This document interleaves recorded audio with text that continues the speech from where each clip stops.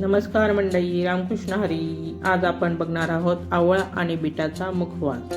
आवळा vitamin C आणि फायबरचा उत्तम स्रोत आहे, त्यामुळे रोगप्रतिकारक शक्ती वाढते. येथे मी 1 किलो आवळे स्वच्छ धुवून घेतलेले आहेत आणि 2 बीट घेतलेले आहेत. ते पण स्वच्छ धुवून घ्यायचे, त्याच्यावरची माती काढून टाकायचे. सालसुद्धा आपल्याला त्याच्यावरची काढून टाकायची आहे. हे धुतलेले आवळे मी स्वच्छ कापडावर पुसून घेणार आहे. कोरडे करून घ्यायचेत आपल्याला इथे आवळे. तुम्ही बघू शकता मी इथे आवळे पुसून घेतलेले आहेत आणि आता हे आपल्याला मोठ्या किसणीने किसायचे आहे. तुमच्याकडे जर ह्याच्यापेक्षा थोडी अजून मोठी किसणी असेल तर त्याच्याने किसा, म्हणजे आवळ्याचा किस आपला चांगला पडतो. इथे बीट सुद्धा मी किसून घेतलेले आहे. आवळ्याचा आणि बीटाचा किस करून झालेला आहे माझा. इथं बघू शकताय तुम्ही. त्यासाठी आता आपल्याला मसाला तयार करायचा आहे. मी गॅसवर कढई तापायला ठेवलेली आहे.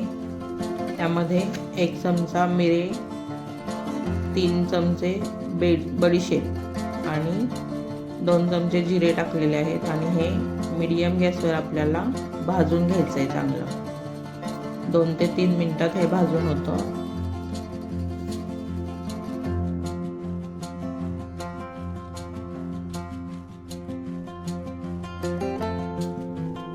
हे बघू शकता तुम्ही इथं. हे आपलं भाजून झालेलं आहे छान. आता थंड करण्यासाठी आपल्याला ठेवायचं आहे आणि थंड झाल्यावर आपल्याला मिक्सरमध्ये ह्याची जाडसर भरड काढायची. आपल्याला एकदम बारीक पण करायचं नाही आहे आणि जास्त जाड पण ठेवायचं नाही आहे. चांगलं मिक्सरला फिरवून पूड करून घ्यायची याची.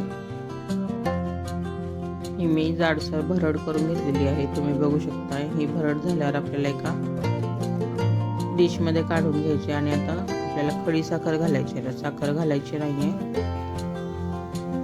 खडी साखर मी इथे अर्धी वाटी घेतलेली आहे. ती आता मी बारीक करून घेणार आहे आणि आता सर्व जिन्नस आपण मिक्स करून घ्यायचे. इथं मी चाट मसाला घेतलेला आहे. आपल्या चवीनुसार घालायचा आणि सेंधव नमक सुद्धा चवीनुसार घालायचं, आवश्यकतेनुसार. म्हणजे जास्त पण घालायचं नाही, वाळल्यावर त्यात खारट लागू शकतो. त्यामुळे थोडा कमी घातला तरी चालेल.